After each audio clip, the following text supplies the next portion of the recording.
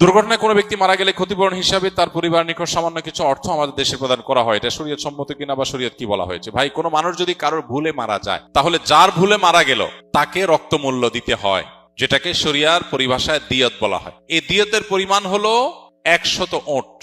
100 ওটের মূল্য দিতে হয়। আপনি 100 ওটের বিভিন্ন এইজের ওট দিতে হয়, সবগুলো মিলিয়ে এভারেজ করলে বাংলাদেশি টাকায় কয়েক মিলিয়ন টাকা হয়, এটা দিতে হয়। এখন আপনি প্রশ্ন করবেন, একজন নিরীহ মানুষ মেরে ফেলছে বা তার ভুলে মরে গেছে কেউ, তো সেই মিলিয়ন টাকা কোথায় পাবে? উত্তর হলো, মিলিয়ন টাকা না পেলে সে জেলে সারা জীবন থাকবে, শেষ। ওই অবস্থায় তার মৃত্যু হবে। না দেওয়ার আগ পর্যন্ত তার ছাড় নাই, কারণ এটা তার পাওনাদার, তার হক। পাওনাদার পাওনা দেওয়ার আগ পর্যন্ত সে জেলে থাকবে। এবং এইটা সৌদি আরবে আইন কার্যকর আছে, মিডল ইস্টের অনেক দেশে কার্যকর আছে, মুসলিম অনেক কান্ট্রিতে কার্যকর আছে, আপনি খোঁজ খবর নিয়ে দেখেন।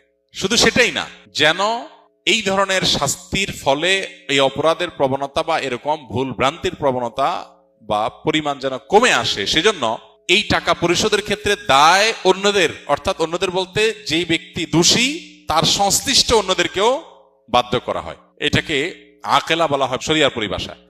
অর্থাৎ যে এই দুর্ঘটনার কারণে বা যার ভুলের কারণে কেউ মারা গেল, তার বংশের লোকজন, আত্মীয় স্বজনের লোকজন, ধরুন তার অ্যাসোসিয়েশনের লোকজন, একজন ড্রাইভার ভুল করলো, তার সাথে জড়িত তার সংশ্লিষ্ট আর অনেকে আছে। অতএব সবাইকে আনুপাতিক হারে ভাগ করে হলো এই দায় নিতে হয়। এটার ফলে কি হয়? এটার ফলে একজন মানুষ, ব্যক্তি শুধু সতর্ক হয় না, পুরো সোসাইটি সতর্ক হয়ে যায় যে আমাদের সবাইকে এটার জন্য সাফার করতে হবে। এখন শরিয়ার এই কঠিন শাস্তি, এটা যদি কার্যকর হয়, বাস্তবায়ন হয়, তাহলে দেখবেন ভুলে মানুষ মেরে ফেলা, সরি বলে শেষ করে ফেলা, এই প্রবণতা আমাদের সাথে থাকবে না। বেশ বোধহয় বছর 2 আগে একটা ঘটনা ঘটেছিল যে কারোর বাসার উপরে টব বা ইট এরকম কিছু রাখা ছিল সাইডে রেলিং এর পাশে, ওইটা পড়ে নিচে এক ভদ্রলোক বা এক ভদ্র মহিলা মারা গেছেন, সম্ভবত হিন্দু ছিলেন উনি। এই যে একটা লোক মারা গেলেন, একটা মানুষের জীবন এতটাই মূল্যহীন, তিনি আপনার ছাদ থেকে পড়ে কিছু পড়ে তিনি মারা যাবেন, আর আপনি আফসোস করে শেষ করে দিবেন, শেষ। এত সহজ না। ইসলাম শরিয়ার বিচার ব্যবস্থা থাকলে আপনাকে জেলে যেতে হবে।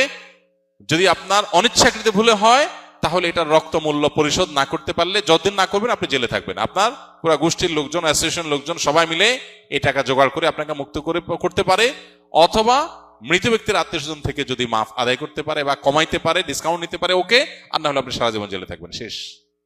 এখন আমাদের দেশে এই যে ত্রুটি বিচ্ছুতিগুলো, এই ত্রুটি বিচ্ছুতিগুলো কার, কোত্থেকে হলো, সেজন্য দায়ী কে, সেগুলোকে কোনোভাবে নিরূপণ করা হয় না, বরং সরকারিভাবে 10,000, 20,000, 25,000 টাকা লাশপতি দিয়ে দায় সারা হয়। 25,000 তো দূরের কথা, 25 লাখ টাকা দিলেও তো একটা মানুষের অভাব ওই ফ্যামিলিকে কখনো পূরণ করিয়ে দেওয়া সম্ভবপর হয় না।